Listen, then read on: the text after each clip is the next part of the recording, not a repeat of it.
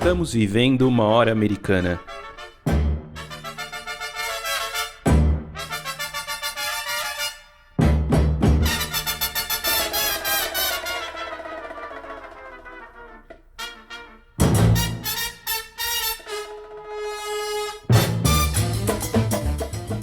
Sejam bem-vindos ao podcast Hora Americana. Aqui trazemos especialistas para conversar sobre diversos temas da história das Américas.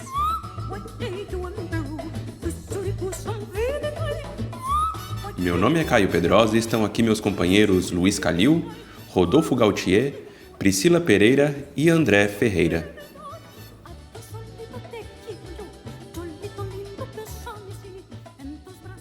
No episódio de hoje falaremos sobre a independência do Uruguai.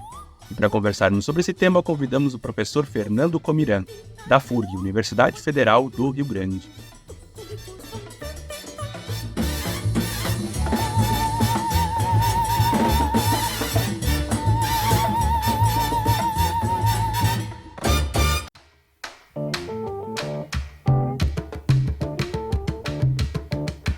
Em agosto de 2011, durante a inauguração de uma linha férrea internacional ligando as cidades de Concórdia, na Argentina, e Salto, no Uruguai, os presidentes dos dois países, Cristina Kirchner e seu colega uruguaio Pepe Mujica, fizeram longos e efusivos discursos destacando a ocasião como um fato histórico e transcendente.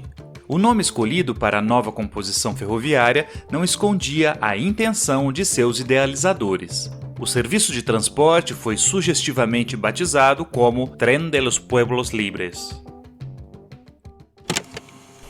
A verdade é que, me deixem dizer a vocês, hoje, quando eu estava a bordo deste lindo trem, que se chama el Tren de los Pueblos Libres, muy artiguista este tren. Que se chama Trem dos Povos Livres, muito artiguista este trem, muito artiguista.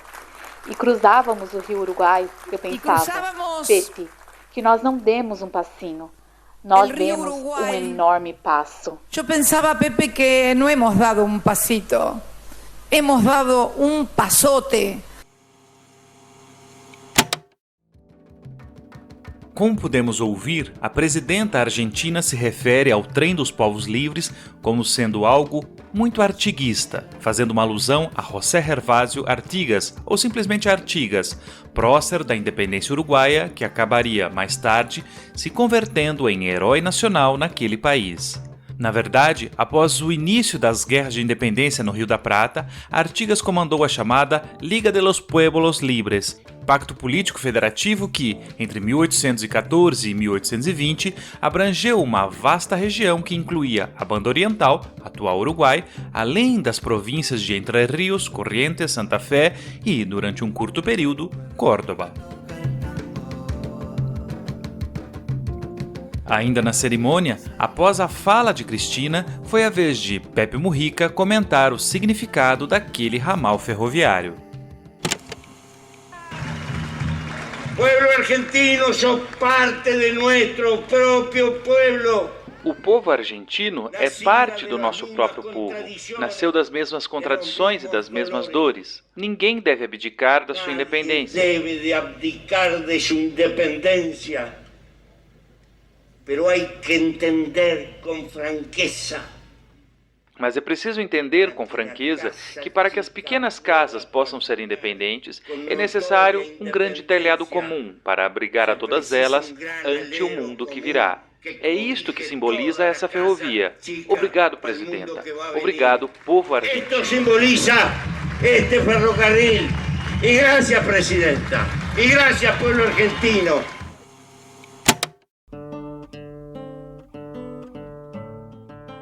Ao falar em casas pequenas e logo em seguida mencionar a necessidade de um grande telhado comum que as proteja, Mujica quis dizer que países economicamente frágeis e periféricos, casos de Uruguai e Argentina, devem se unir para enfrentar os desafios de um mundo em constante transformação. Nesse mesmo sentido, o presidente apela ao passado, lembrando que os vizinhos argentinos são parte do povo uruguaio, já que surgiram do mesmo processo histórico, isto é, as lutas contra a coroa espanhola e pela emancipação política ocorridas no início do século XIX. A ideia de que argentinos e uruguaios formam um só povo e têm a mesma origem, mesmo que defendida num discurso político com forte carga emotiva, não chega a ser uma distorção. Tampouco está longe da realidade dos fatos. Ao menos é o que nos mostra a história das independências no espaço platense. Antes de sua emancipação, ainda no período colonial, o território que corresponde hoje ao Uruguai era conhecido como Província ou Banda Oriental. Era uma possessão espanhola que fazia parte do vice-reino do Rio da Prata e servia como limite à América Portuguesa. Situada na margem oriental do rio Uruguai, daí seu nome, a província tinha como principal localidade a cidade-porto de Montevidéu. A propósito, Montevidéu e Buenos Aires, sendo esta última a capital do vice-reino, rivalizaram durante muito tempo devido ao papel e localização estratégica de seus portos, para os quais convergiam um imenso volume de mercadorias e capitais que entravam e saíam do estuário do Prata pelo Atlântico Sul. Com a invasão da Península Ibérica por tropas napoleônicas e a prisão do rei espanhol Fernando VII em 1808, surgiram em várias partes dos vice-reinos americanos as chamadas juntas governativas. Na ausência de seu monarca, mantido prisioneiro pelos franceses e negando-se a reconhecer a autoridade de José Bonaparte, irmão mais velho de Napoleão imposto como novo soberano, a elite da América, os chamados crioulos, decidiram exercer o papel em nome de Sua Majestade, até que o trono fosse restituído ao legítimo ocupante. Essas juntas de governo, em princípio, juraram fidelidade à coroa espanhola. Em Montevidéu, por exemplo, realizou-se em setembro de 1808 um Cabildo Abierto, isto é, uma assembleia de representantes que imediatamente se colocou em defesa do rei. Contudo, em alguns lugares, também surgiram defensores de que os habitantes das colônias exercessem eles próprios a soberania política, já que, estando preso, Fernando VII não poderia fazê-lo. Nesse ínterim, em 1810, aconteceu a Revolução de Maio em Buenos Aires. Os portenhos, embora continuassem aceitando a autoridade régia, destituíram o vice-rei, Baltazar Hidalgo de Cisneros, e formaram um governo local. Foi o primeiro passo para a ruptura com a Espanha.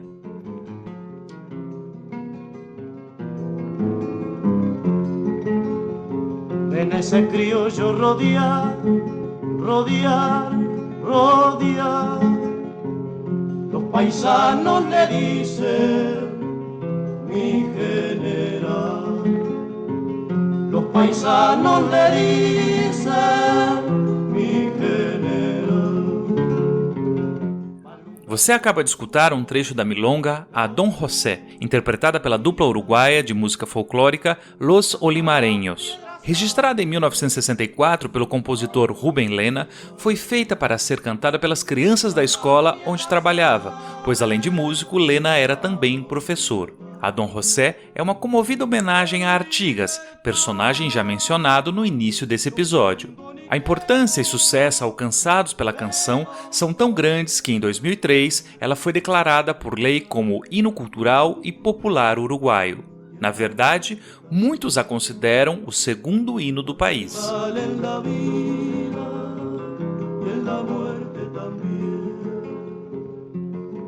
Vale dizer, a atuação de Artigas redefiniu o papel da banda oriental no contexto das guerras de independência. Em certo sentido, pode-se afirmar que o artiguismo converteu aquela região num ente político com contornos mais bem definidos. Ao contrário de Montevidéu, cidade que continuou um reduto de partidários da coroa, no interior, a chamada região da campanha, passou-se a advogar o rompimento dos laços com a metrópole, sob o comando do general Artigas, àquela altura já considerado o defensor de los orientales. Após ficarem em desvantagem militar ante as forças espanholas e portuguesas que ocupavam a capital, as tropas artiguistas retiraram-se para Entre Rios, sendo seguidas por quase a metade de toda a população rural da província, episódio que ficaria conhecido como o Êxodo Oriental. Aqui estou eu, se a pátria me chama, aqui estou eu.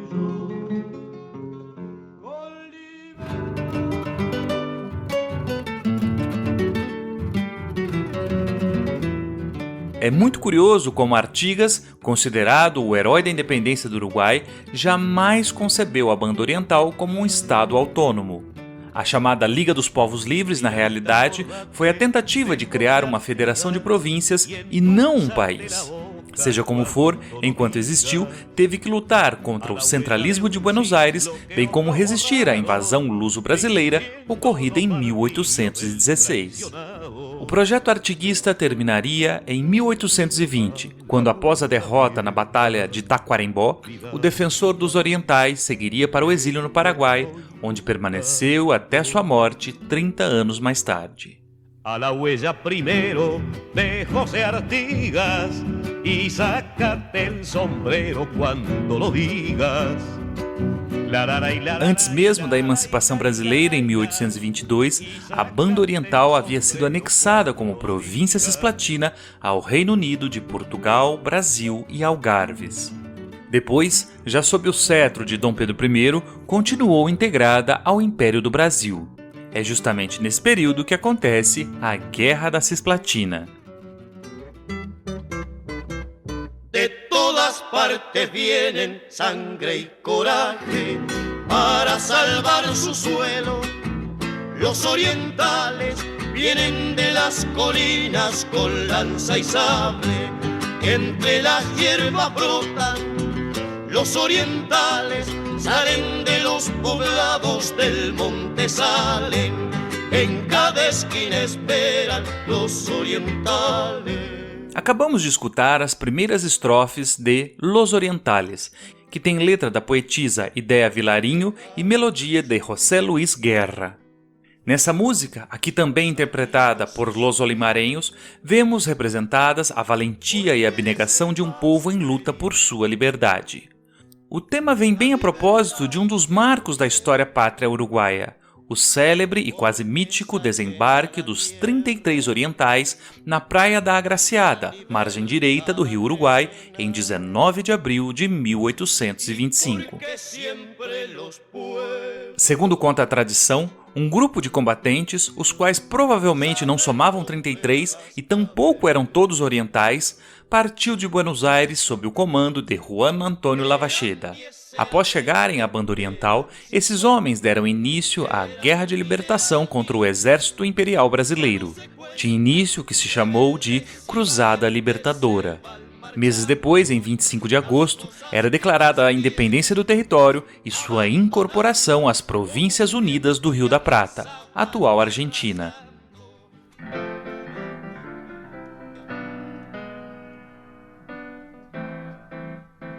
Seguiram-se 3 longos anos de guerra entre o Brasil e as Províncias Unidas, às quais a Banda Oriental acabara de aderir. Naturalmente, os brasileiros não aceitaram a perda da Cisplatina e nem reconheceram sua soberania. Do ponto de vista do Rio de Janeiro, então capital do Império, o controle daquela região era imprescindível, pois só através da Bacia do Prata era possível acessar os rios Paraná e Paraguai, ligações importantíssimas para se comunicar com as províncias do interior, como Mato Grosso, por exemplo. Devido ao conflito, tanto a navegação quanto o comércio regional e internacional foram duramente impactados. Isso porque a passagem fluvial entre Buenos Aires e Montevidéu estava sendo palco das marinhas de guerra beligerantes, ficando permanentemente bloqueada. O prolongamento das hostilidades e a falta de perspectivas para sua resolução trouxeram à tona um ator político de peso, a Inglaterra. Tentando proteger os interesses econômicos dos súditos ingleses que tinham negócios naquela parte da América, a diplomacia britânica foi uma das responsáveis pela saída mediada que pôs fim à Guerra da Cisplatina. A Banda Oriental, território disputado desde os tempos da colônia por Espanha e Portugal e depois por Argentina e Brasil, seria, a partir da assinatura dos tratados da Convenção Preliminar de Paz, em agosto de 1828, um país independente e soberano, o qual não sofreria a ingerência nem de brasileiros e nem de argentinos. Surgia então a República Oriental do Uruguai.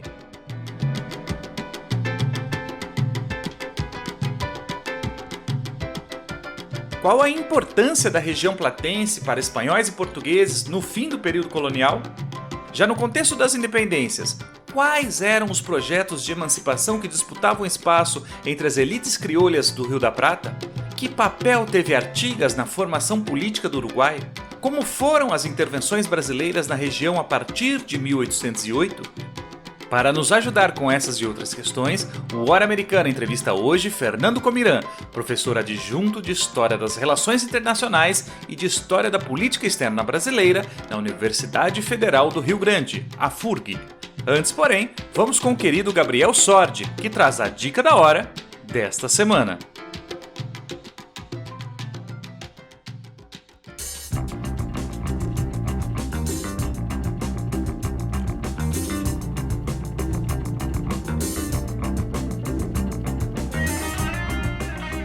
Olá, ouvintes do Hora Americana. Meu nome é Gabriel Sordi, eu sou doutor em História formado pela Universidade Estadual de Campinas, a Unicamp. Meu objeto de estudo, tanto no mestrado como no doutorado, foi o herói uruguaio José Artigas, mais especificamente as formas como ele foi apresentado ao longo dos séculos XIX, XX e XXI, na historiografia, em quadros, estátuas e mesmo nas imagens das moedas uruguaias, como elementos que auxiliaram a construção e a apresentação de José Artigas como herói supremo para os uruguaios. A minha dica de hoje para vocês são os quadrinhos, na verdade uma trilogia, intitulada Prócer Zombie, de autoria dos Silva Brothers, os irmãos uruguaios Andrés e Léo Silva, publicada desde 2015 e que traz o personagem José Artigas como uma espécie de morto-vivo, revivido agora 1 século e meio após sua morte. Artigas morreu em 1850 no Paraguai. Seus restos mortais foram repatriados ao Uruguai alguns anos depois e desde os anos 1970 eles repousam no mausoléu que foi construído na mais famosa praça de Montevidéu, a Plaza Independência. A história do Prócer Zombie se inicia quando, em 2015, um raio cai sobre o mausoléu e ressuscita Artigas, sem maiores explicações. Confuso, achando que ainda está no Paraguai e não entendendo por que seu nome está escrito em tantos lugares pela cidade, aos poucos Artigas trava amizade com os marginalizados da capital uruguaia. Mendigos, drogados, prostitutas, recobra seu senso de líder que deve lutar em favor dos uruguaios menos favorecidos. A história é bastante hilária, com cenas que remetem à queda que José Artigas tinha pela bebida e pelas mulheres, a desconstrução do seu heroísmo mítico, quando o próprio personagem reconta sua participação nos primeiros episódios da luta de emancipação do Uruguai, como a Batalha das Piedras ou o êxodo do povo oriental, ou quando ele torce para o Paraguai ao assistir pela televisão uma partida de futebol entre Uruguai e Paraguai. Como contraponto ao herói, os Silva Brothers também ressuscitam Frutuoso Rivera, outra personalidade importante no processo da independência uruguaia, que se torna o vilão ao perceber com inveja como Artigas se tornou a principal figura da história uruguaia, e não ele. Por fim, a história do Prócer Zombie fez tanto sucesso no país que atualmente os Silva Brothers vendem, além dos quadrinhos, um jogo de cartas, camisetas do Prócer Zombie e até um boneco em miniatura, que já está esgotado, como os ouvintes podem conferir nas redes sociais do Silva Brothers, ou entrando em seu site, silvabros.uy. No Uruguai, a trilogia da HQ foi produzida através de uma parceria entre o estúdio independente Silva Brothers, a editora Estuário e o apoio do próprio Ministério da Educação e Cultura, numa demonstração da disposição que o governo uruguaio teria, no século XXI, em fomentar ações de releitura ou engajamento de uma população mais jovem com o próprio passado do país. É muito difícil encontrar os quadrinhos do Prócer Zombie no Brasil, já que eles não foram traduzidos para o português ou editados por aqui. Mas um amante de HQs, que porventura viaje para Montevidéu, ou mesmo para Buenos Aires ou outras localidades no Uruguai ou na Argentina, possivelmente possa encontrar com mais facilidade essa nossa dica da hora dessa semana: os quadrinhos Prócer Zombie do estúdio Silva Brothers.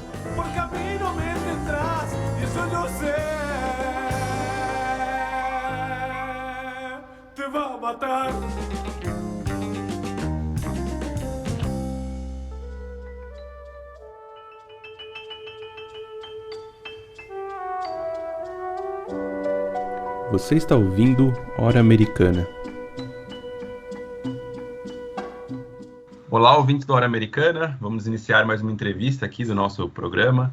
Hoje temos o prazer em receber Fernando Comirã, que é professor da FURG, Universidade Federal do Rio Grande, do campus Santa Vitória do Palmar, bem no sul, aí, muito próximo do Uruguai, que é justamente o tema do nosso podcast de hoje, do episódio de hoje, que a gente vai falar aqui sobre a independência do Uruguai. Então seja muito bem-vindo, Fernando, ao nosso programa.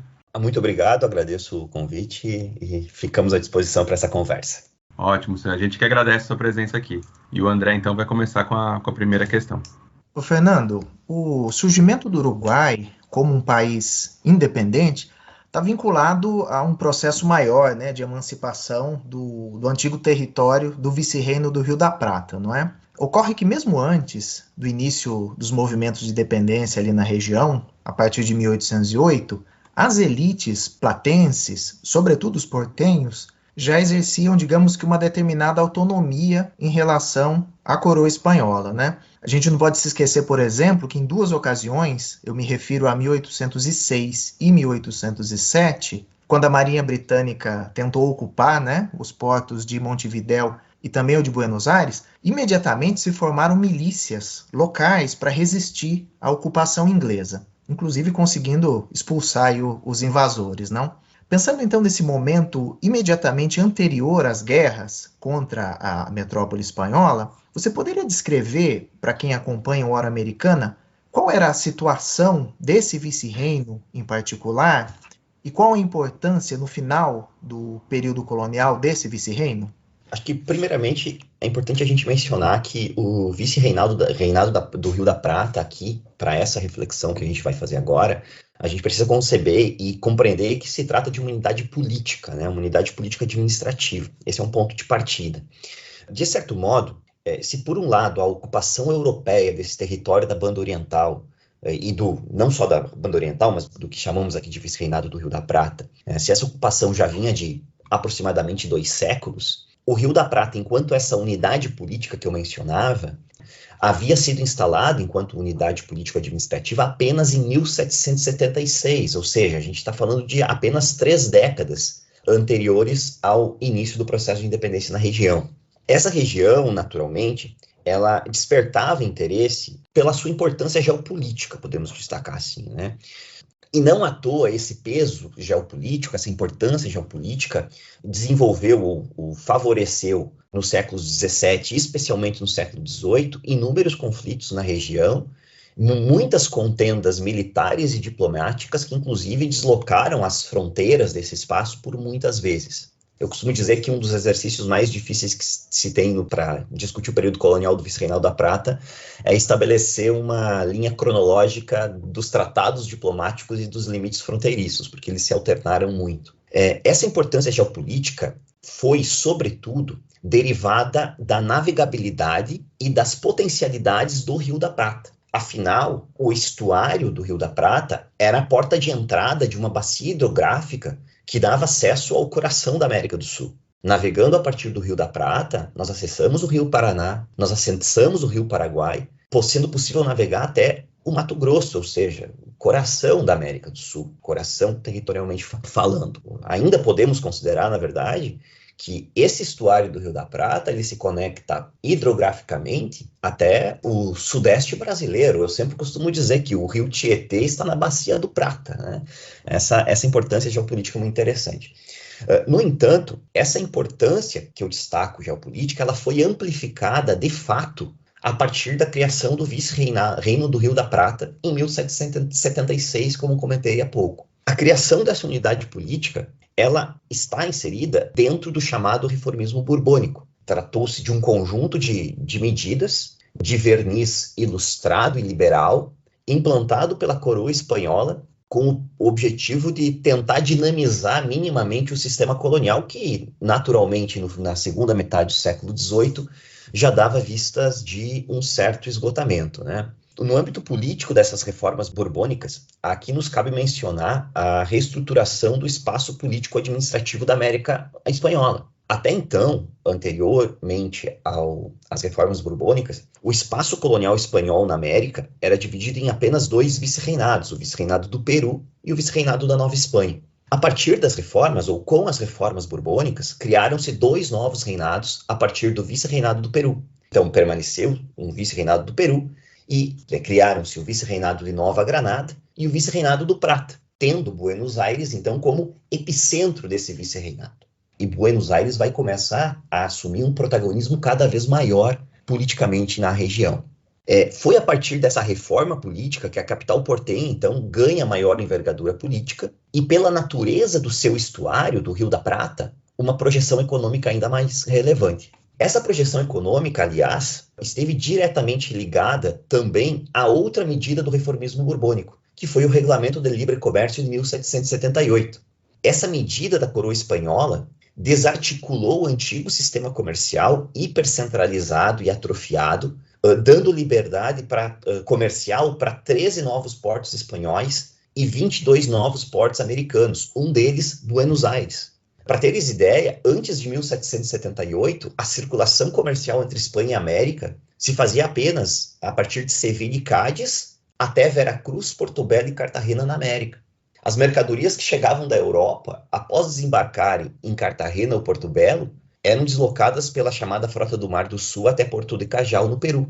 Depois, por terra, se espalhavam pelo interior da América do Sul. Aliás, esse fluxo comercial, aqui é importante destacar, para chegar na região platina, ainda precisava passar pelo controle de uma aduana seca em Tucumã. Ou seja, tratava-se de um sistema comercial hipertrofiado, super concentrado. O Regulamento do Comércio Livre de 1778 rompeu com essa dinâmica e inseriu a região platina, através do Porto de Buenos Aires, no comércio global. Aqui está a grande viragem da região no final do século XVIII. Esse talvez seja, e eu ouso dizer, um dos marcos decisivos nas transformações que a região do Prata experimentaria nas décadas seguintes. O vice-reinado do Rio da Prata, então, assume um outro patamar na configuração geopolítica e comercial.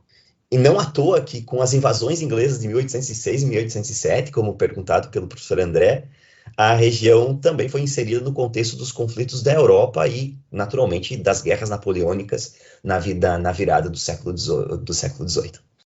Fernando, você já comentou um pouco sobre a situação do vice-reino do Rio da Prata e essa relação com a Espanha, né? Eu acho que seria interessante a gente falar agora um pouco sobre o papel da chamada Banda Oriental, que era o nome dado à época para essa região do Vice-Reino da Prata, que mais ou menos, né, se constitui como sendo o futuro território do país Uruguai.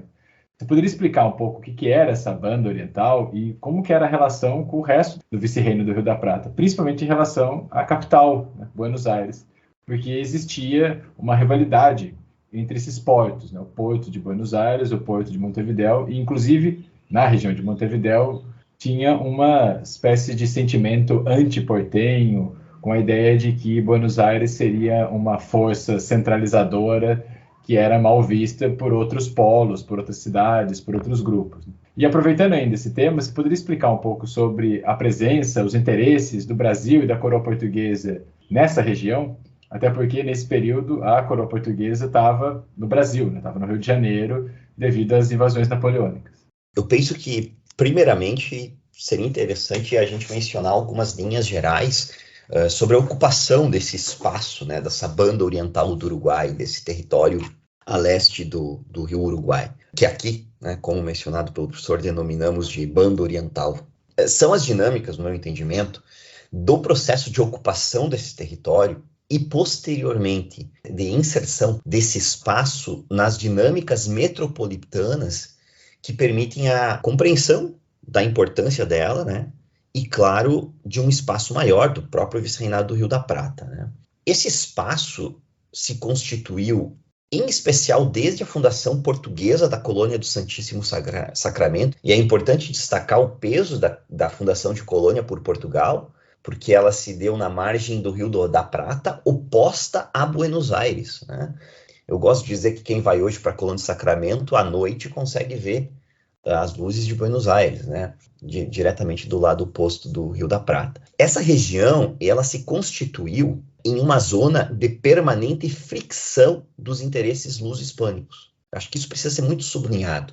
Nesse ponto de contato, ao longo de aproximadamente 2 séculos, não me parece sequer o mais apropriado utilizar o conceito de fronteira, né, enquanto um limite rígido, né, que é a ideia de fronteira enquanto uma linha que separa, né, que separaria, nesse caso, no período colonial, espanhóis e portugueses, né, o Reino de Espanha e o Reino de Portugal. Me parece, para descrever, para refletir a banda oriental do Uruguai, muito mais conveniente pensarmos, então, esse espaço como uma zona de intersecção. Então, um espaço de intersecção entre esses estados ibéricos na América. Esse espaço de intersecção, ele me parece ser fruto não somente de fronteiras fluidas, né, que se alternavam depois de um conflito ou de algum acordo diplomático, mas também de muitas trocas, né, de posse desse território, né. Essa configuração demarcou o território platino e oriental a partir de constantes litígios fronteiriços, gerando uma característica no tecido social muito peculiar, né, nesse espaço, né, que é uma realidade de amizade, de conflito, de familiaridade, de estranheza, né, isso é sempre muito, muito presente, que se atravessavam na linha de fronteira e se atravessaram ao longo do tempo.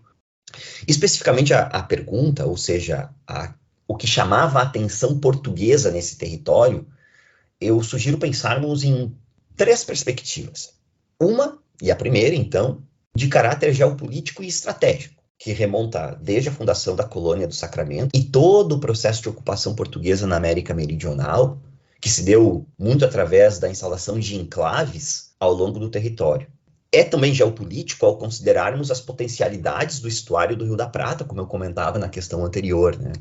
E é estratégico ao considerarmos as dinâmicas portuguesas na política internacional e a própria ideia de Império Português. Isso a gente pode desenvolver um pouquinho mais quando avançarmos, por exemplo, para as ocupações portuguesas na Banda Oriental em 1811, 1816. É estratégico o território não apenas por uma ideia de poder português na América, mas também de inserção portuguesa no próprio sistema internacional, ou seja, a ideia de Império Português parece ser também importante deixar sempre no horizonte. A segunda característica, me parece, falava da primeira, né, peso mais geopolítico, a segunda é naturalmente de caráter econômico, né?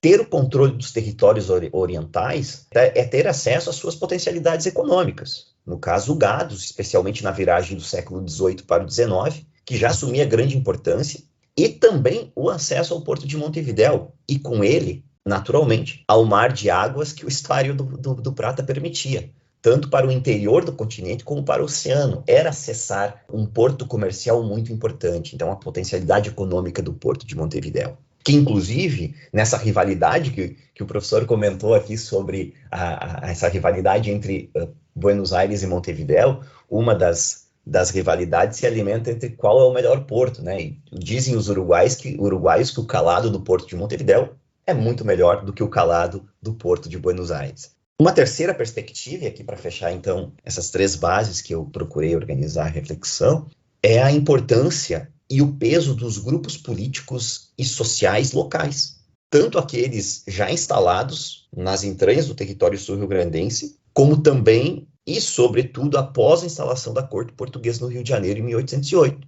que vai forjar e fortalecer um grupo de comerciantes que terão nos portos platinos relevante interesse comercial e econômico. Então, me parece que aqui a gente tem uma confluência, sim, um primeiro lastro geopolítico, ao mesmo tempo uma importância econômica da região do Prata, e, por fim, naturalmente, interesses dos grupos sociais, locais, da corte de Portugal, que vão olhar e ver na Banda Oriental um fator muito determinante na constituição da própria política externa do Império Português.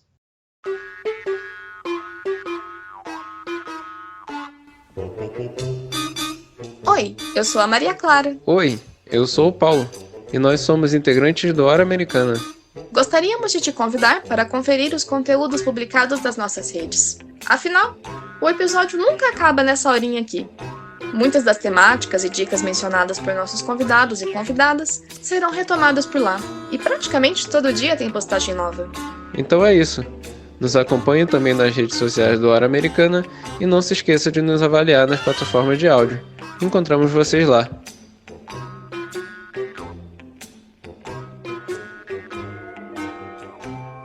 Bom, Fernando, agora já entrando aí no período das independências, né, e nesse processo de independência uruguaio, nós sabemos que, a exemplo de outros lugares da América Espanhola, Montevidéu também convocou um cabildo aberto, né, quando soube da invasão napoleônica à Espanha e da prisão do Fernando VII em 1808.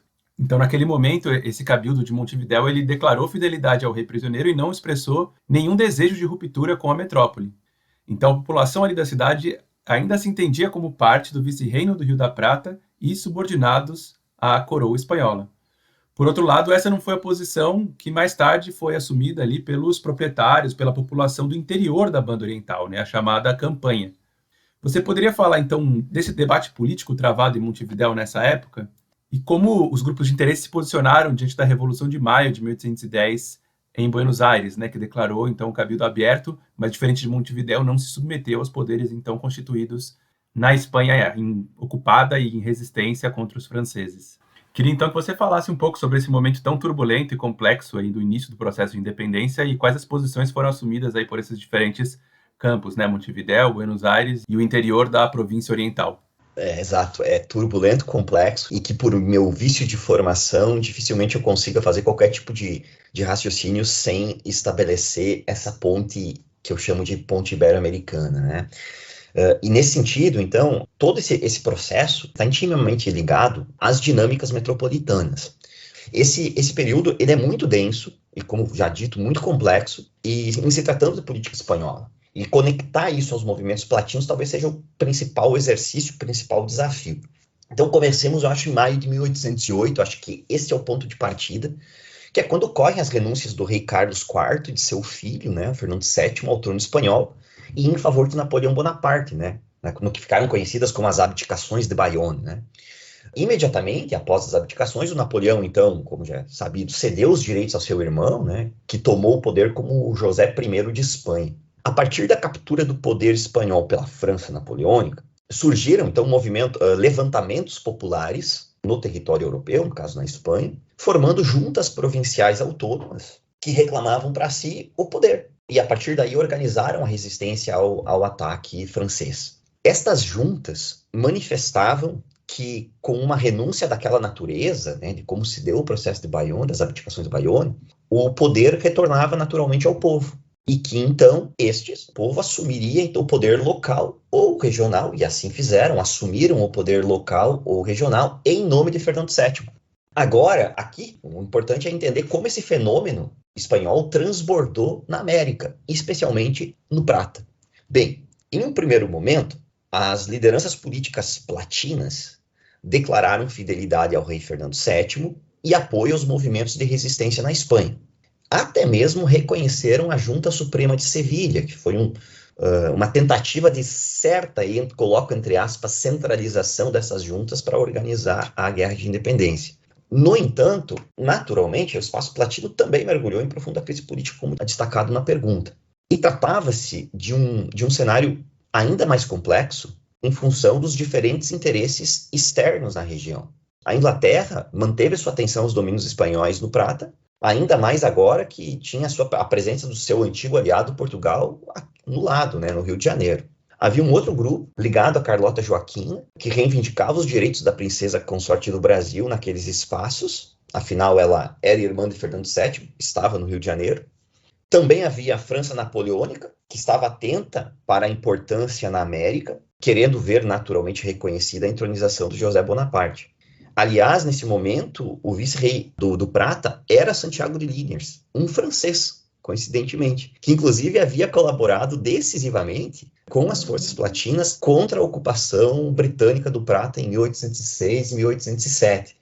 Então, a região platina ela assume essa importância nesse conturbado processo político, essa importância para atores externos também. Inclusive, aqui é importante seguir, a diplomacia portuguesa pressionou o então governador de Montevidéu, Francisco Javier Elío, alertando para possíveis favorecimentos aos interesses franceses. Afinal, como é há pouco mencionado, o vice-rei do Prata era francês. O Elío, governador de Montevidéu, por sua vez, iniciou uma forte campanha pela destituição de Liniers. Assim, em setembro de 1808, o governador de Montevidéu, então, autorizou a instalação de um cabildo aberto, proclamando uma junta em Montevidéu, independentemente de Buenos Aires, né? Alegava-se nesse movimento do Elío insegurança e, como posso dizer, suspeitas na presença francesa de Liniers. Essa disputa reacendeu as rivalidades entre Buenos Aires e Montevidéu, inclusive gerando desdobramentos bélicos. Logo em seguida, em início de 1809, ainda em janeiro de 1809, o Liniers foi destituído do cargo de vice-rei e Buenos Aires formou então a sua própria junta, que ocupou o poder até a chegada, no mês de julho de 1809, do novo vice-rei nomeado pela Junta Suprema de Sevilha, que foi então o Baltazar de Cisneros. Então é interessante perceber, o Buenos Aires reconhecia a Junta Suprema de Sevilha. No entanto, em janeiro de 1810, chegaram informações de mudanças no contexto político metropolitano. Os espanhóis encontravam dificuldades na resistência aos franceses e muitos distúrbios políticos entre as juntas autônomas na Espanha, levaram à criação de um Conselho de Regência na Espanha, uma outra unidade política de organização das juntas e de resistência à França. Em maio de 1810, 22 de maio de 1810, em um congresso geral, em Buenos Aires, as lideranças portenhas não reconheceram a legitimidade da regência, culminando, então, com o famoso 25 de maio, a criação de uma junta autônoma contrária à regência espanhola, se declarando um governo autônomo, mesmo que proclamado em nome do rei cativo, em nome do rei Fernando VII. Paralelamente a esse movimento juntista em Buenos Aires, as criações de juntas autônomas governativas se espalharam pela América Hispânica quase como pólvora, um rastilho de pólvora, né? E oferecendo, a partir de 25 de maio, espaço para os grupos crioulos partidários da independência. É uma janela de oportunidades que se abriu para os grupos políticos que defendiam as independências. E qual foi a posição de Montevideo frente a isso? Inicialmente, a Junta de Buenos Aires solicitou um representante de Montevideo. No entanto, o governador Eliu, após articulação com setores hispânicos da cidade, em 2 de junho, então estamos falando de 25 de maio, a Junta de Buenos Aires, então praticamente na semana seguinte, o governador de Montevideo inaugura um novo cabildo aberto, que faz juras à regência espanhola e não reconhece a Junta de Buenos Aires. Nós temos aqui, sim, definitivamente essa cisão entre Buenos Aires e Montevideo frente à crise espanhola, à crise metropolitana e ao poder lá estabelecido. O que explica essa divisão? Primeiro ponto, as rivalidades comerciais a partir dos fluxos portuários. Esse ponto é sempre relevante, e aqui não é querer cair num determinismo econômico, longe disso, mas isso não pode fugir do horizonte da interpretação. A dicotomia nos projetos políticos, porque de um lado nós tínhamos um centralismo bonairense, do outro um projeto de caráter mais federalista das províncias do interior, e por fim a articulação política vinda do Rio de Janeiro, a partir especialmente da aproximação entre os partidários de Carlota Joaquina e o governador de Montevideo. A posição do Eliu, ao inaugurar um cabildo aberto, não reconhecer a Junta de Buenos Aires e fazer juras à regência espanhola, é fruto decididamente da articulação política e diplomática do partido da Carlota Joaquina a partir do Rio de Janeiro. Começamos a configurar, a partir daqui, três grandes eixos na política da Banda Oriental, e do Prata especificamente. Um de um projeto mais bonairense, centralista, um projeto federalista, especialmente ligado às províncias do interior da atual Argentina e da Banda Oriental do Uruguai, e um terceiro grupo muito ligado aos interesses portugueses, a Carlota Joaquina, que vai, naquele momento de 1810, se conectar diretamente ao governador de Montevideo, o Francisco Eliu. Bem, Fernando, você falou bastante de Montevideo, não é?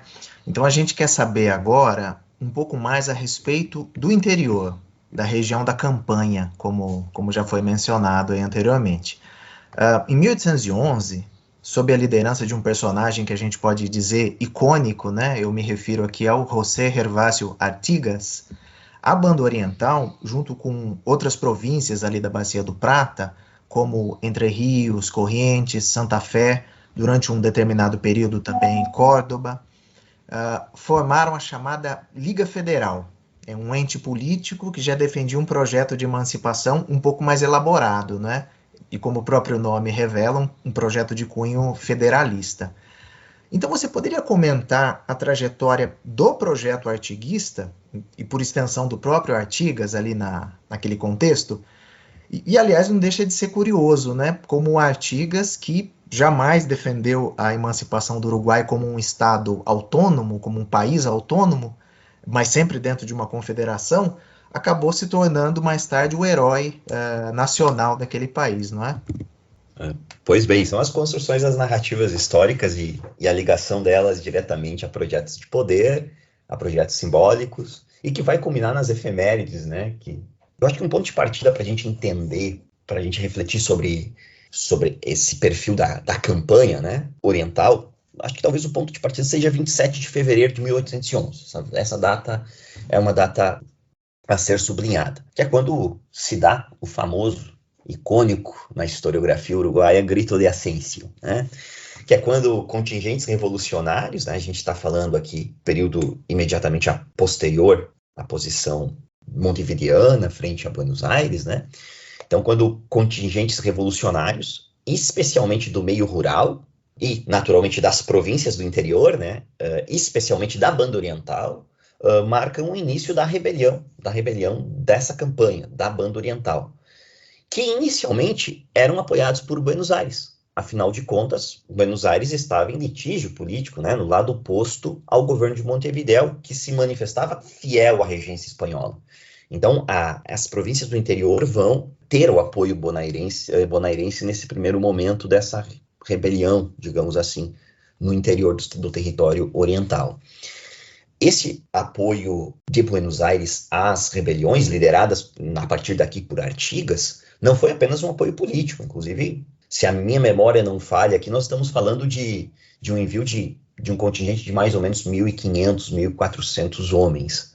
Artigas aqui, então, aliado ao governo de Buenos Aires, diga-se de passagem, era o chefe dessas milícias, desses grupos revolucionários no interior, na campanha uruguaia, assim podemos dizer. Esse levante chegou a cercar a cidade de Montevidéu, o que demarcava a partir de então, além da cisão entre Montevidéu e Buenos Aires, a cisão entre Montevidéu e a campanha da Banda Oriental. Essa é uma característica importante a ser mencionada e complexifica ainda mais esse processo. No entanto, nesse contexto, não se pode deixar de olhar para o Rio de Janeiro e para as articulações dos partidários da Carlota Joaquina. O governador de Montevidéu solicitou apoio militar à corte portuguesa, e no que foi atendido em julho de 1811.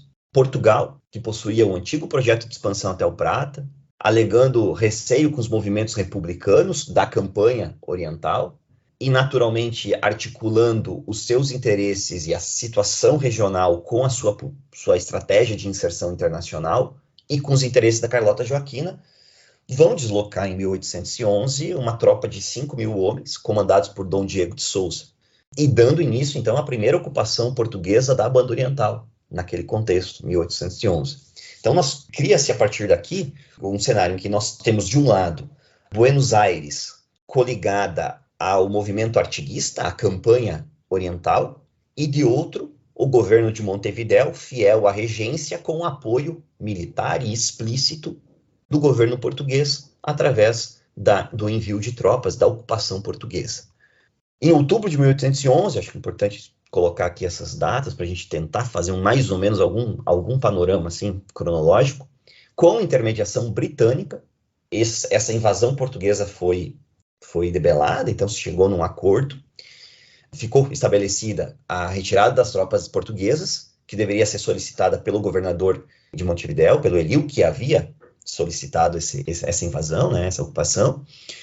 Se definiu também o reconhecimento dos direitos, nesse armistício de 1811, o reconhecimento dos direitos de Fernando VII, a retirada das tropas portenhas que haviam ido em apoio, em coligação com as tropas artiguistas, e também se definiu o reconhecimento do poder de Francisco Javier Elil, governador de Montevidéu, em toda a Banda Oriental.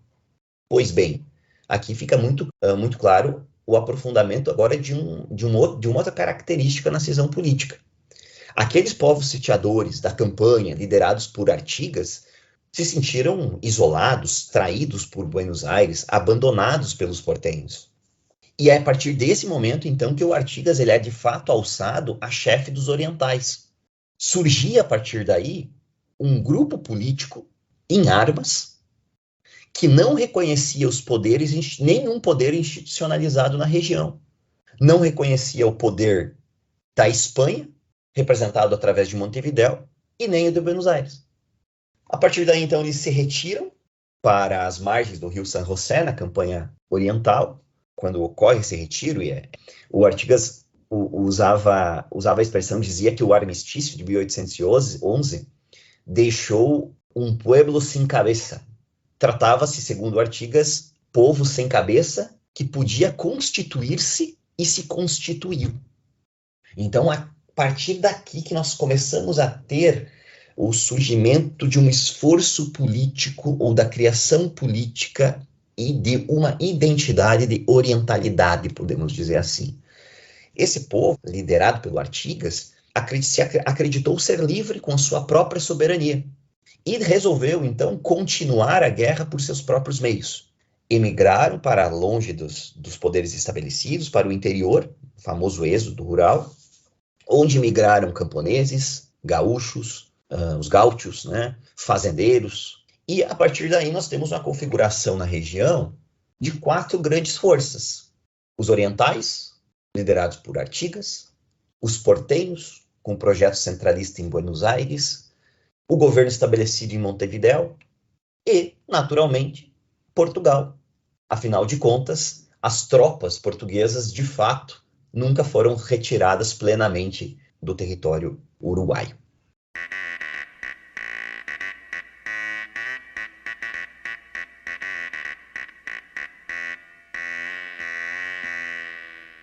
Você está ouvindo Hora Americana. Bom, Fernando, fica muito claro a complexidade desse processo da independência do Uruguai, né? E como tem vários atores envolvidos ao longo dessa história, né? O Brasil, né? O Império Luso-Brasileiro, os interesses de Buenos Aires, os interesses do interior, das províncias, seja a província oriental, seja as outras províncias do Rio da Prata, todos esses grupos, cada um tem aí os seus interesses e eles vão se aliando, lutando entre si nesse processo aí bem interessante e complexo ao mesmo tempo. Então, eu queria entender melhor como é que se deu a conclusão desse processo, né? Como que, ao final dessas disputas, em que parecia que a ideia de um país independente ali sequer estava tão em pauta, assim, ao longo de todo esse tempo, mas que no final vai surgir um país ali chamado Uruguai. Então, como que se dá a conclusão desse processo aí de independência do Uruguai? A ocupação luso-brasileira, acho que esse é o melhor conceito que podemos utilizar, da banda oriental e de Montevidéu, vai ter o seu fim a partir da Guerra da Cisplatina, né? Eu falei anteriormente, né, sobre as características desse governo português na banda oriental, breves características, mas isso vai começar a findar em 1825, com o que nós podemos chamar de Levante Oriental, a partir de um grupo de emigrados e exilados em Buenos Aires, entre eles 2 figuras bastante relevantes na historiografia oficial uruguaia, o Lavaguerra, o Uribe, entre outros, que, a partir de Buenos Aires, organizaram, então, o que ficou chamado na historiografia uruguaia de Cruzada dos 33 Orientais. Em 19 de abril, né, de 1825, eles atravessaram, né, o Rio da Prata, desembarcaram na Praia da Graciada e deram início, então, à Guerra da Independência do Uruguai. Esse movimento, e essa é uma característica interessante para pensar a independência do Uruguai, esse movimento ele contou com o apoio de fazendeiros bonairenses, de elites políticas bonairenses, que eram partidários da unificação dos territórios platinos, né? Partidários do que convencionaria se chamar de Províncias Unidas do Rio da Prata. A ideia, né, um projeto que buscava a criação de um Estado que refletisse o antigo vice-reinado do Rio da Prata. Esse movimento, cabe destacar, ele defendia o rompimento com o Brasil, ou seja, desmembrar-se do Império do Brasil, mas não defendia, o movimento dos 33 Orientais, a criação de um Estado autônomo chamado Uruguai, e sim a reintegração desse território, a reintegração da província cisplatina às Províncias Unidas do Rio da Prata. Em 25 de agosto de 25, no Congresso de Florida, declarou-se, então, a independência da banda oriental ao Brasil e sua reincorporação às províncias argentinas. A partir dessa declaração, que o governo brasileiro, então, não reconhece, naturalmente, o desmembramento da província cisplatina e se dá início o que fica chamada na historiografia brasileira, especificamente falando, a Guerra da Cisplatina, né, em que tropas brasileiras entrarão em choque com o governo bonairense, argentino, né, disputando o território da banda oriental do Uruguai. Esse conflito ele perdura até 4 de outubro de 1828, quando então se assina a Convenção Preliminar da Paz, mediado pela Inglaterra, dando então origem ao Estado Oriental do Uruguai. Pois bem, o que é importante aqui para a gente fechar essa questão? O Estado uruguaio, ele é uma saída política, é uma saída diplomática, intermediada pela Inglaterra, para resolver esse impasse entre argentinos e brasileiros pela banda oriental. Muito se fala, né, se utiliza muito a ideia de Estado tampão, né, de que o Uruguai é o Estado tampão, um algodão entre os cristais, né, de um lado o grande Estado argentino, o grande Estado brasileiro, e que o Uruguai foi uma invenção da Inglaterra. Eu particularmente acredito que essa é uma visão um pouco delicada. Não acredito que seja uma criação da Inglaterra, o Uruguai. O Uruguai é a criação de um grupo político, né, que, em um processo extremamente complexo, com diferentes projetos políticos, projetos esses que foram se acomodando de acordo com as disputas e as circunstâncias que o processo histórico dava, né? Me parece que essa é a melhor saída para nós pensarmos no surgimento do Estado uruguaio independente. Para encerrar, então, a nossa entrevista, Fernando, vamos falar de um tema que é sempre atual, né? Olha só, as datas cívicas, as datas comemorativas são quase sempre construções históricas, não é? Oficialmente, o Uruguai comemora a sua independência no dia 25 de agosto.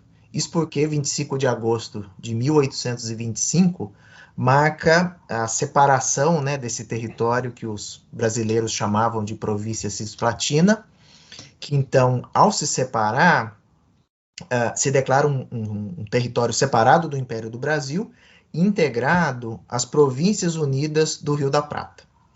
O fato é interessante porque essa data não marca ainda a constituição do Uruguai como um Estado autônomo. Ao contrário, né, marca a sua incorporação a outro Estado, que corresponde hoje à Argentina. Foi somente mais tarde, né, como você comentou, aí, em outubro de 28, com a ratificação dessa Convenção Preliminar da Paz, que as Províncias Unidas e o Império do Brasil, com a mediação britânica, né, aceitaram, então, a criação de um país independente, que viria a ser a República Oriental do Uruguai. Por alguma razão, essa não é a data comemorada, né, aí no Uruguai. E o momento da independência ainda causa controvérsia na historiografia. Como se deu esse processo, né, e por que a data da independência do Uruguai não é um consenso historiográfico? A história é um campo em disputa, né? A construção da narrativa histórica é um campo em disputa. E a construção das efemérides, e aqui no caso especificamente dos feriados nacionais, né, que reproduzem naturalmente as efemérides do Estado-nação, são espaços de disputa não só historiográfica, como de disputa política. E me parece que, no caso uruguaio, isso fica muito claro. De certa maneira, a data hoje que se comemora, né, a independência do Uruguai, o 25 de agosto, né, ela é muito mais se apropriada pelo que viria a ser, pelos blancos, né, pela conotação política mais vinculada ao que hoje seria o Partido Nacional. A outra data reivindicada, como você mencionou, André, é o 18 de julho, quando se assina a Constituição. Isso é uma data muito mais vinculada à narrativa dos grupos políticos do Partido Colorado uruguaio. Então nós temos essas duas datas em disputa. Há uma outra narrativa, e me parece ser uma que a gente escuta, ou que a gente percebe mais no meio historiográfico, que remonta à data de 4 de outubro, por causa da Convenção Preliminar da Paz. Como você bem mencionou, né, é em 4 de outubro que brasileiros e argentinos reconhecem o território da Banda Oriental como um território autônomo. E se cria, a partir daí, o Estado uruguaio, o projeto para a primeira Constituição, né? Então nós temos essas três datas. Há também algumas correntes historiográficas e políticas que vão buscar no Artigas, que, como já mencionado nessa gravação, nunca defendeu um Estado, a criação de um Estado uruguaio, né? Mas vão buscar no Artigas bases para essa identidade nacional, e com isso vão retomar o ano de 1815 como decisivo, por exemplo, a data relativa à instalação do primeiro governo autônomo da província oriental, está lá em 1815. Então, são diferentes possibilidades e que se não chega num consenso, né? Esse consenso ele não existiu e não existe justamente porque nós estamos falando de diferentes narrativas que culminam ou nos levam a diferentes protagonismos na história uruguaia, protagonismos associados a diferentes grupos políticos, e aqui o peso dos partidos tradicionais, Partido Nacional, no caso os blancos e os colorados, não parece ser decisivo, né? Vejam só, todo o movimento dos 33 orientais, que culmina em 1825 com a Declaração de Independência e incorporação da Banda Oriental às Províncias Unidas do Rio da Prata, tem como principal líder, um dos principais líderes, o Manuel Oribe, que depois, no processo de formação do Estado uruguaio, estará na gênese do movimento blanco. Por outro lado, a defesa do ano de 1830, de 18 de julho de 1830, que é quando se assina a primeira Constituição, tem como figura central o Rivera, que está na gênese da narrativa, né, na gênese do Partido dos Colorados. Então, essa disputa está muito em torno dessas duas correntes políticas, e, por outro lado, nós temos essa discussão, talvez me parece mais sóbria, posso dizer assim, da data de 4 de outubro, ligado à Convenção Preliminar de Paz. Então, acho que essa é uma das formas para a gente refletir a falta de consenso nas datas e nas efemérides da independência uruguaia. Ótimo, Fernando. Então, muito obrigado pela entrevista. Foi excelente, muito boa. Acho que deu para entender muitos detalhes, muitas questões aí que envolvem a independência do Uruguai e como que é fundamental, né, entender essa história para a gente nos entender também, né, o papel que o Brasil tem, né, a complexidade desse processo, da formação das nações, da consolidação dessa memória nacional. Eu acho que isso envolve muito aí essa questão e é mais um episódio que a gente está fazendo sobre as independências, que é um tema clássico que eu acho que é fundamental entender especificamente aí esse processo uruguaio, como você apontou. Estão de parabéns, eu já acompanhava o Hora Americana há algum tempo, né, então agradeço mesmo. O Hora Americana desta semana fica por aqui. Este programa é um projeto de extensão interinstitucional com membros da Universidade Estadual de Londrina, Universidade Federal Rural do Rio de Janeiro, Unicamp, Instituto Federal de Minas Gerais e Instituto Federal do Sul de Minas Gerais. O Hora Americana tem produção de Luiz Calil, Caio Pedrosa, Rodolfo Gautier, Priscila Pereira e André Ferreira. A edição é de Caio Pedrosa, Letícia Cavalcante e Carolina Corbani. Divulgação e criação de conteúdo para as redes sociais, de Paulo Gomes, Maria Clara Figueiredo e Bruna de Andrade. No episódio de hoje utilizamos as seguintes músicas: A Don José e Los Orientales, do grupo Los Polimareños, Candombe Lec, do Hugo Fato Russo e Barrio Opa, Candombe de Oi, do Hugo Fato Russo com o Rubem Rada, do Rubem Rada Malíssimo, do Alfredo Citarrosa, 2 músicas, Mi Tierra en el Invierno e A José Artigas. O Hora Americana pode ser escutado nas principais plataformas de podcast, na Rádio e TV Unicamp e na Rádio do Instituto Federal de Minas Gerais. Daqui a 2 semanas, voltamos com mais um episódio. Até lá!